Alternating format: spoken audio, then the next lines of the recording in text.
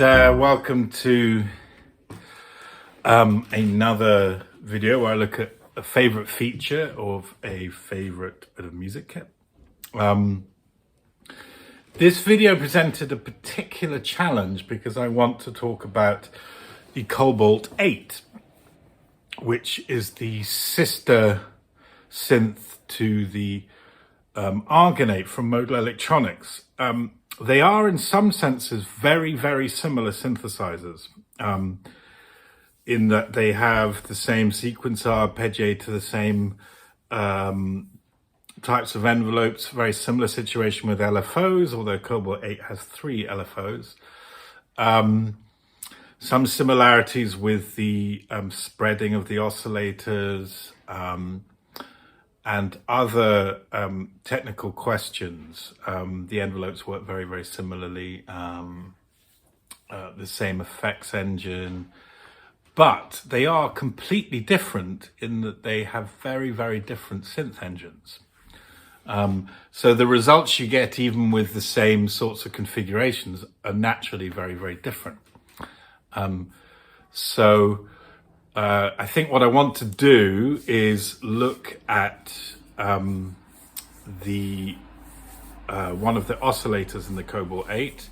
The Cobalt 8 calls itself an extended virtual analog synth, but this is a rather modest description, even a little bit misleading in the sense that, the emphasis should be on the extended rather than the virtual analog. So it's not a virtual analog synth in the sense of using digital technology to sound like an analog synth. It is not in any sense a kind of retro sounding machine. Where the virtual analog comes in is that it takes classic analog wave shapes and they've designed various algorithms that either make variations or combinations of these wave shapes to make much more complex sources. So I'll have a look at one of these algorithms just briefly to show you how the Cobalt 8, like the Argon 8, draws you in very, very quickly to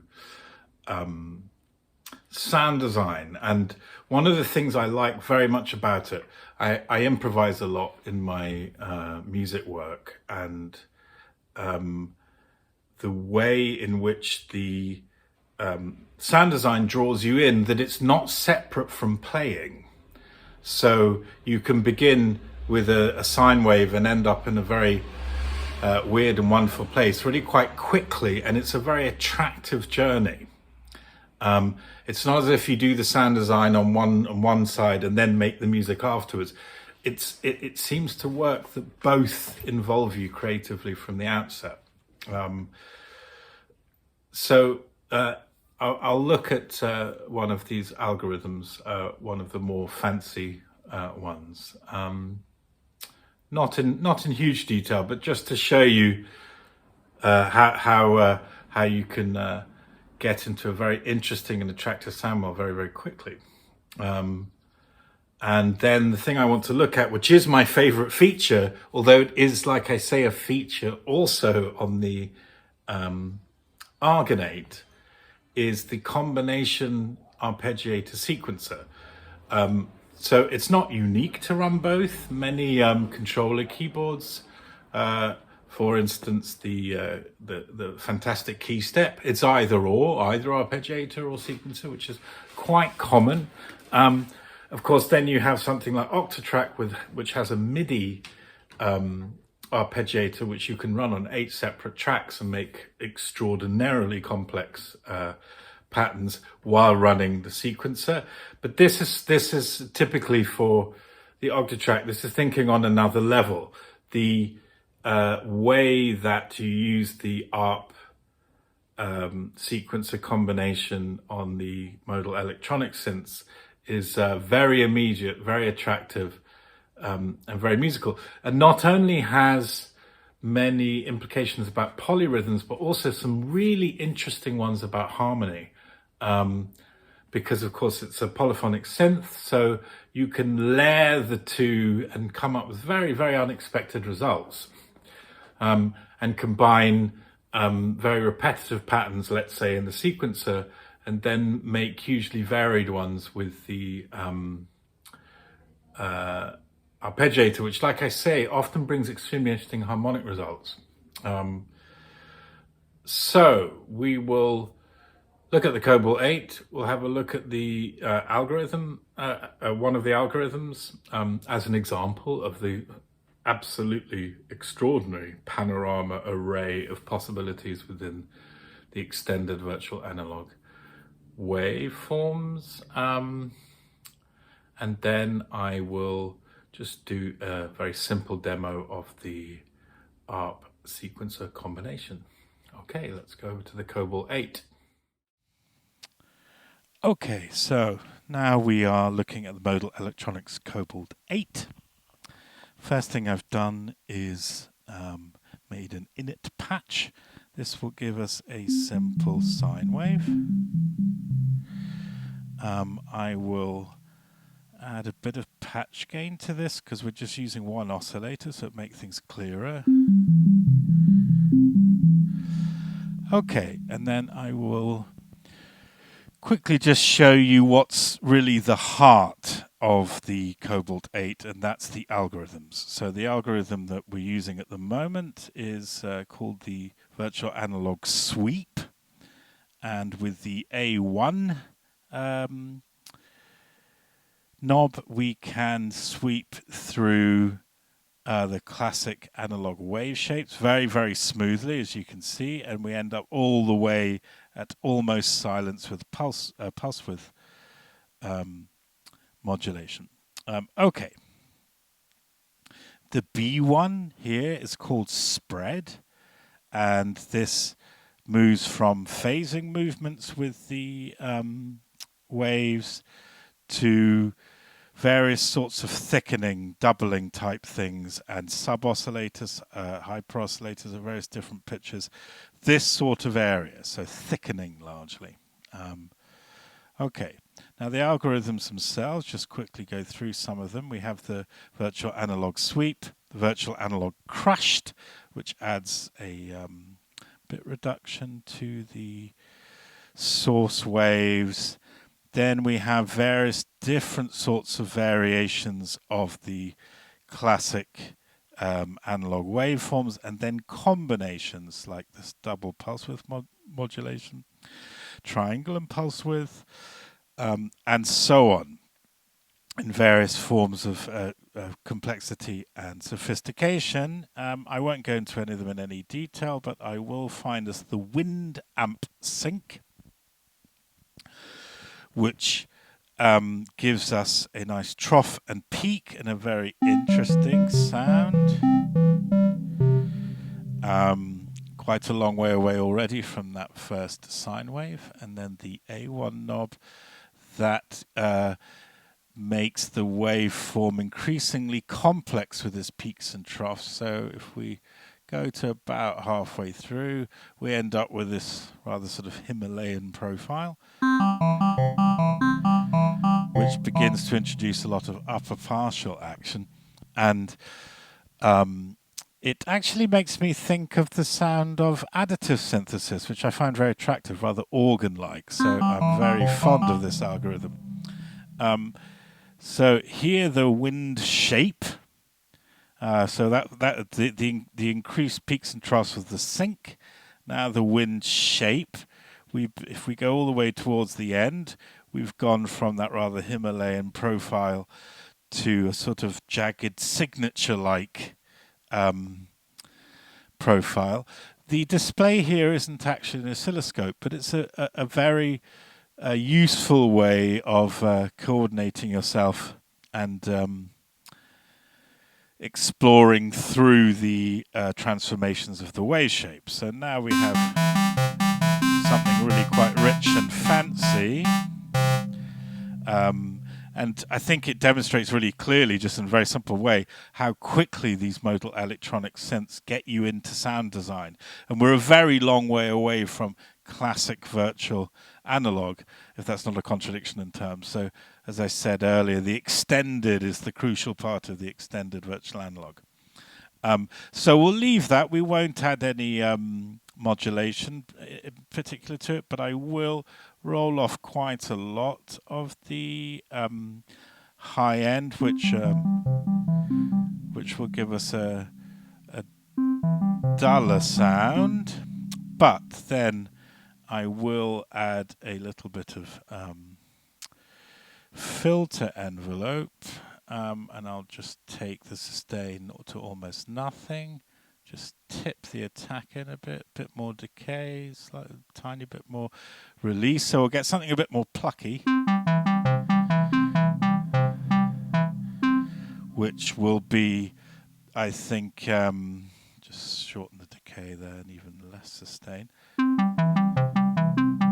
which I think will be useful for demonstrating the rhythmic and harmonic possibilities of combining the ARP and the sequencer, which is what I really want to look at. And this is, of course, a feature also on the Argonate. So what I'm going to do, first of all, is program a really simple sequence.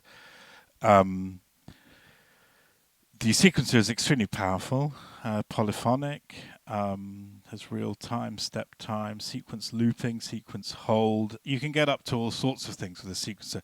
But just for today, I'm going to do something extremely simple. Just input 4 notes there. So we just have a very simple 4-note sequence. Okay, and what I'm going to do now is input a ARP shape. One of the great things about the Arpeggiator on the Modal electronic synths is that you can program in an ARP shape, which of course is a sequence of notes, but it's relative to the pitch that you sustain to trigger the ARP. So I will just input that now.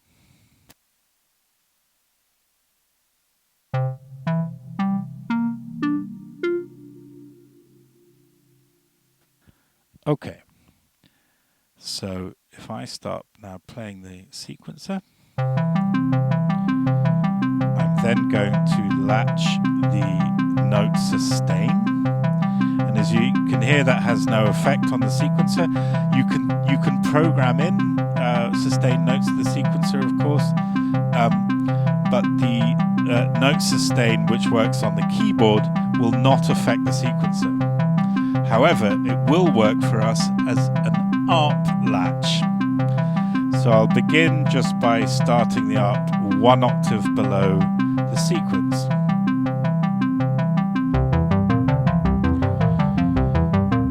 So you can hear already with the 6-note arpeggio and the 4-note sequence, we have some nice phasing effects. Our transpose options are a keyboard transpose, which of course transposes both the arpeggiator and the sequencer, and is nice enough as far as it goes. But where I think things get really interesting is when you start adding sustain notes to your arpeggiator chord. Because of course what the arpeggiator then will do is distribute the shape you've programmed in over the pitches you're now entering.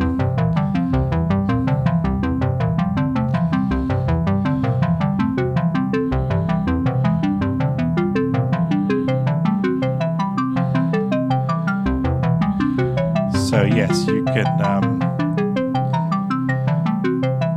can hear already we're in a much more complicated rhythmical and harmonic world. And it's interesting that, of course, you can have underneath a sequencer that's much more complicated and varied. But what's interesting about having a very simple sequence is it's a kind of reference point to the complexity of the arpeggiator. So So if I start to add a bit of amp envelope, release, we of course begin to move into a very interesting world harmonically. Now again, this was with some very banal and simple material, but you can hear we're already getting somewhere quite special. Okay, so we looked at the transpose. We can now engage just the mono, and this gives us a very, very interesting different view of the harmonic distribution between the sequencer and arpeggio. But of course, it's of necessity one note at a time. Then we have unisons, which are of course much louder. So here we have a 2-voice unison. These can be detuned and affected in other ways, of course. Then a 4-voice unison on each pitch. Then an 8-voice, which of course is the maximum. And like I say, these can be distributed in a number of different ways. You then have stack 2, which is very effective. So it stacks 2 voices on each pitch, and that gives us chords of 4 notes. So it's not quite as dense as the polyphony, but it has, let's say, more punch, because it also has these 2-voice unisons on each note. And they can be held over into 4-note chords. So it has a nice broken chord feel to it, I would say. And then we have stack 4, which stacks 4 voices onto each pitch, and you have then chords of 2 notes, which I think is enough to thicken the texture a bit. It's definitely not monophonic. And then we go back to our original polyphony, and here with the release we have these lovely, lovely overlays. So yes, that is the combination of the arpeggiator and the sequencer on the stunning Cobalt 8, which also of course applies to the Argon 8.